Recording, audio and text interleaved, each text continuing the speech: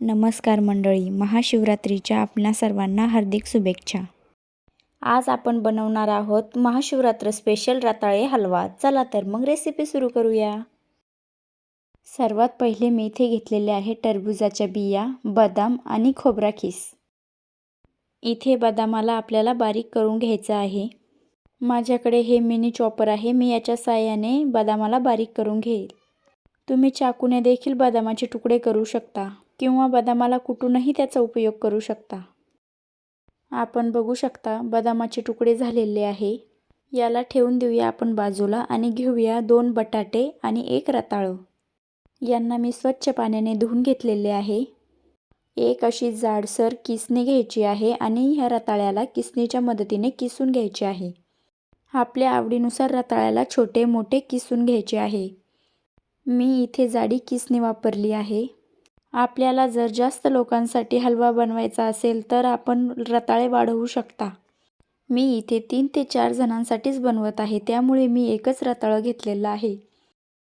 रताळं कडक असल्यामुळे इथे रताळं किसायला थोडा वेळ लागत आहे. तुम्ही इथे रताळ्याची साल काढून देखील उपयोग करू शकता. आपण बघू शकता आपलं पूर्ण रताळं किसणं झालेलं आहे. किसलेल्या रताळ्याच्या किसाला आपण एका बाउलमध्ये काढून घेऊया. किसामध्ये टाका पाणी. किस डुबेपर्यंत पाणी टाकायचे आहे. किस जर बिना पाण्याचा ठेवला तर तो काळा पडतो. आपण घेऊयात आता धुवून ठेवलेला बटाटा. बटाट्याला पण आपण किसून घेऊया.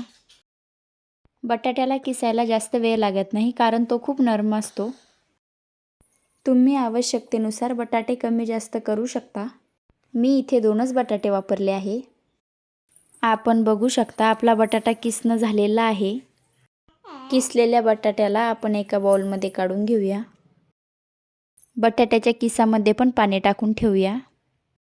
आता घ्या एक कढई. कढईमध्ये टाका 1 चमचा तूप. तुपाला चांगले विरघळू द्या. तूप विरघळल्यानंतर त्यामध्ये टाका आपण तुकडा केलेले बदाम. बदामाला तुपामध्ये मिक्स करून घ्या.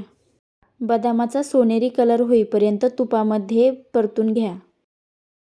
बदामाचा हलकासा सोनेरी कलर झाल्यावर त्यामध्ये टाका टरबूजाच्या बिया. टरबूजाच्या बियांना बदामामध्ये मिक्स करून परतून घ्या. टरबूजाच्या बिया आणि बदाम परतल्यानंतर त्यामध्ये टाका बारीक केलेले मनुके. मनुक्याला पण बदामासोबत परतून घ्या. लक्षात ठेवा मनुक्यांना परतायला जास्त वेळ लागत नाही. मनुक्यांना नेहमी परतायला सगळ्यात शेवटीच टाकायचे आहे.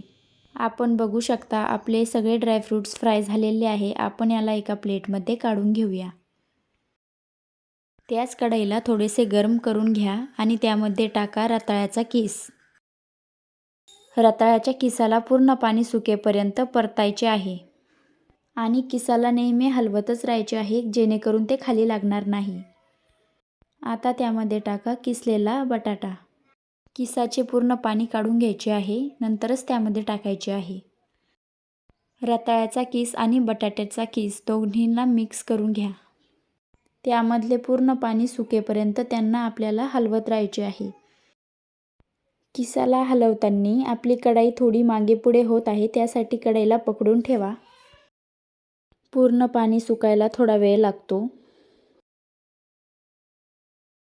आपण बघू शकता आपल्या किसाचं पूर्ण पाणी सुकलेलं आहे. आता आपण त्यामध्ये टाकूया 1 चमचा तूप.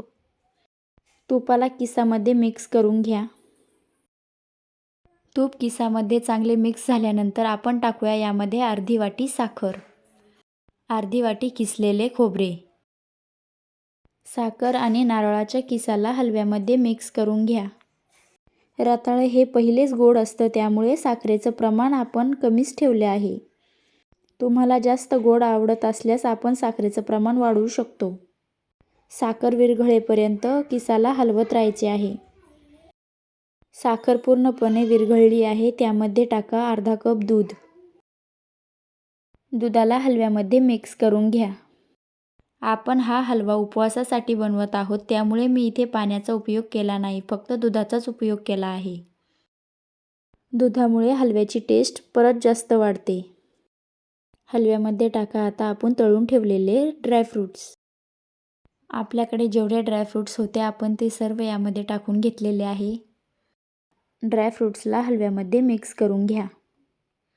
पूर्ण दूध सुकेपर्यंत आपल्याला हलव्याला हलवत राहायचे आहे. या दुधामुळेच आपले बटाटे आणि रताळे शिजतात. हलव्याचा वास तर खूप छान येतोय. हा रताळ्याचा हलवा तुम्ही देखील एक वेळेस नक्कीच ट्राय करा.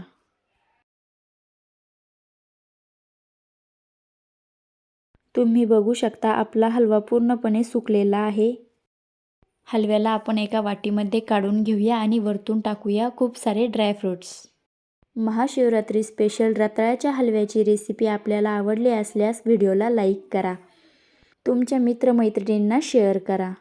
चॅनलवर जर नवीन असाल तर चॅनलला सबस्क्राईब करायला विसरू नका. महाशिवरात्रीच्या आपणा सर्वांना पुनश्च एकदा हार्दिक शुभेच्छा. भेटूया उद्या परत एका नवीन रेसिपीसोबत.